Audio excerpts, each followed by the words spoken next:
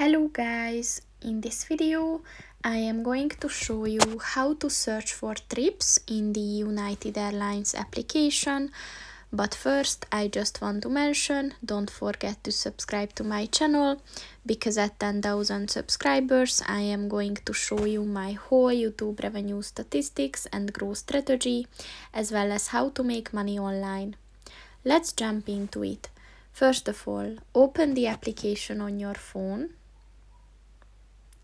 and then click on the My United button at the bottom of the page, and then click on the Trips button. So to find the trip, you need to provide your confirmation number and your last name. And once you type them in, just click on the search button and your trip will be there. So that's pretty much it for this video, guys. See you in the next one. Goodbye.